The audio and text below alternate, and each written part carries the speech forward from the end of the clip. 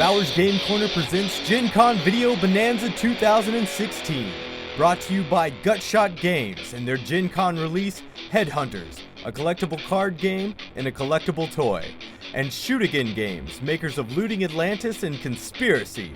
Look for Pinball Showdown on Kickstarter soon. Also brought to you by the generous support of these companies and our fantastic Kickstarter backers. Ahoy there, you two! I'm back again today for more of our Gen Con Bonanza Explosion Blowout coverage. We're here live at Gen Con 2016. I'm about to talk with Jason from Hack and Slash Games about their new card game, Survival of the Fittest. Hey, Jason. Hey, how you doing? Not too bad. So what is Survival of the Fittest?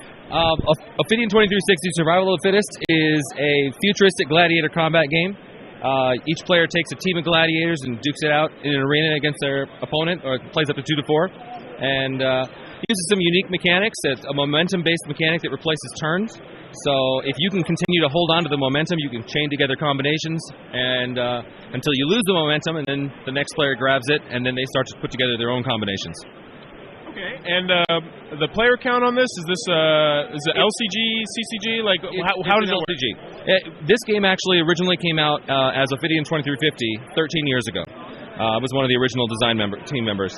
And it was a CCG at that point. The company that released it went out of business. That was Fleer Trading Cards. Went out of business a couple months after. The inventory was lost, and my business partner Robert found it. It was actually on Storage Wars. And then when they finish with whatever they're selling, it gets auctioned off. And someone bought it, and then my business partner Robert bought it, all of the stock. So we used that to sort of rekindle interest in the game and did a Kickstarter in March, successfully funded, and we just got Survival of the Fittest out the door. So yeah, it's a re-envisioning of the whole thing. It's a non-collectible game. It's compatible with the old game, but we just updated all of the icons, art, and taken all of the things that weren't maybe not as smooth, and really smoothed everything out. And it's a great gameplay experience.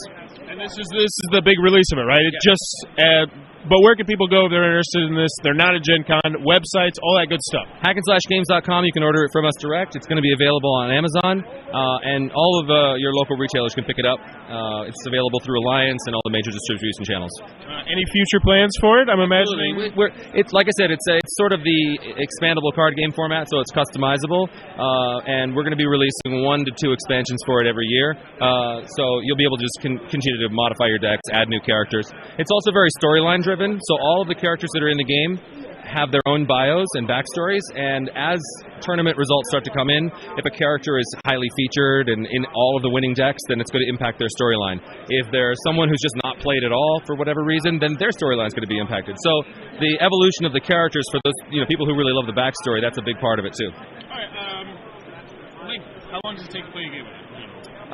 Once you know the game, which it doesn't take too long, I would say maybe 20-25 minutes. And for a 2-player game, anyway. So that is Ophidian, Survival of the Fittest from Hack and Slash Games.